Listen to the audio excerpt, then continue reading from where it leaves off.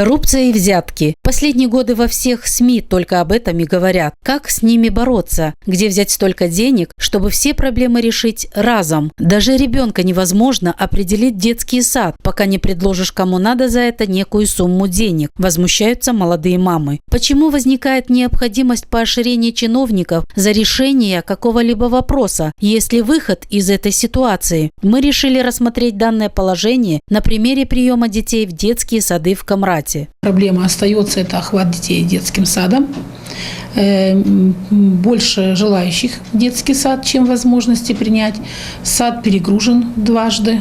Мы при норме по кодексу образования 15-20 детей в группе, в нашем детском саду в группах по 40 детей. Желающих определить своих детей в детский сад больше, чем существующая возможность их принять, отмечают работники дошкольных учреждений. Отсюда и вытекает желание некоторых родителей решить вопрос как можно скорее. По Камрату поползли слухи о взятках в детских садах города, поэтому городские власти предприняли некие действия, чтобы предотвратить подобные ситуации.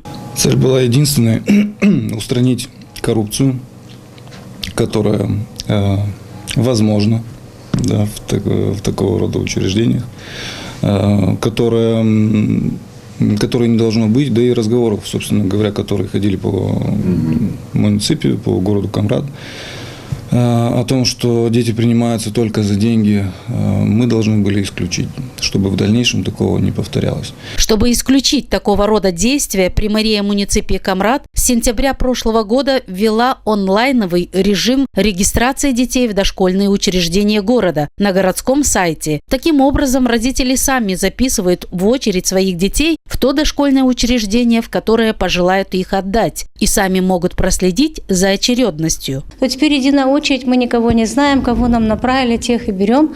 И никто не может, в принципе, принять по знакомству, еще почему-то. Четкая очередь, четко работает комиссия.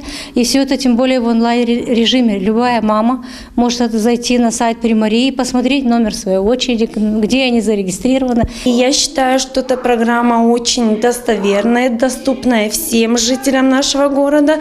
Даже можно использовать не только городским жителям, можно и в селах это применить. В Гагаузии наблюдается тенденция роста рождаемости детей, что является положительным фактором демографической ситуации в регионе. Поэтому целью данного нововведения в работе детских садов муниципия Камрат является упорядочение очередности приема малышей в детские сады. И самое главное – это устранение коррупции при зачислении детей в дошкольные учреждения.